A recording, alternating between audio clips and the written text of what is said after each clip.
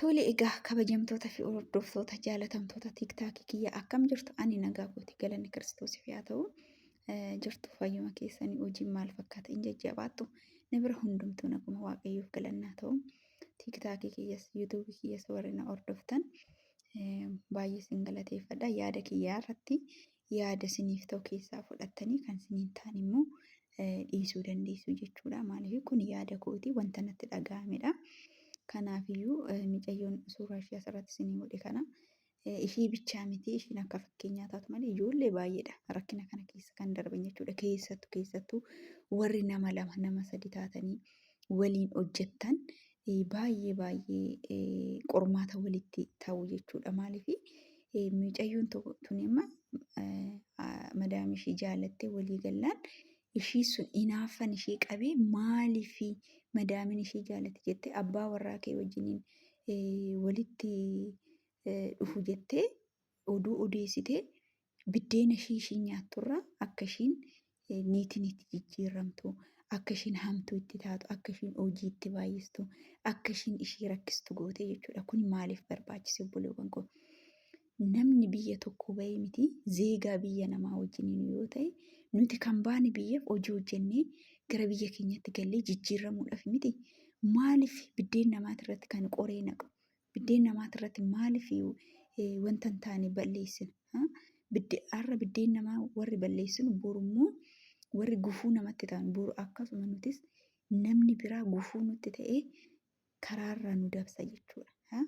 Namni wanta facaasee hammata waan ta'eef qamadii facaasnee gaggabsaan hammanu gaggabsaa facaasnee qamadii hammanu namni arrasitti fakkaata malee boru wanti facaaste kun deebistee hammata jechuudha. Gaarii yoo facaaste gaarii hammatta yeroo facaastes yeroo hammatta maaliif ishiin hojii ishiitiin jaalatamte miti ati koonfiidensii nan danda'a nan hojjedha jettee mataa keetiin qabaattee boru ishii caala hojjettee hojii keetis atis hin jaalatamte ishiinis hojii ishiitiin hin jaalatamte garuu inaaffaa kana hunda maaltu fide yoo eessayyuu deemte yoo bakkamuu deemte ati mee rabbiin kee sodaadhu rabbiin kee jaaladhu rabbiin kee qabadhu gaafa rakkattes rabbii keetitti boo'i gaafas gammaddes rabbiin kee galateeffadhuuti mee laali akka waaqayyo siin gargaare laata gaafa namatti hinaaftee biddeen namaa balleessite biddeen namaa gurraachessitu immoo garuu waaqayyo immoo akkasuma nama biddeen kee balleessu sana karaarra sii godha jechuudha. Maaliif waan hojjette san waan ta'eef kanaafiyyuu maaliif inaaffa maaliif barbaachise?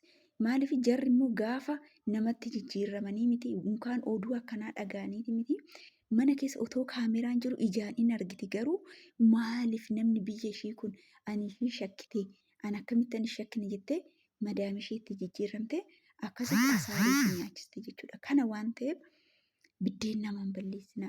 Biddeen namaati irratti dhagaa hin dhangalaasina.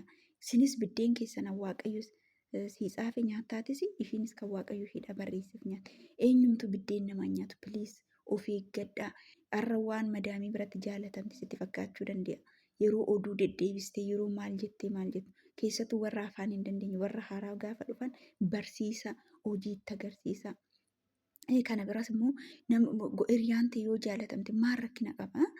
Atis hin jaalatamta hojii keetiin waan gaarii hojjette waaqayyo wanna gaarii si deebisa wanna yaraa yoo hojjette immoo akkasumas yaraadhumatu si eeggata.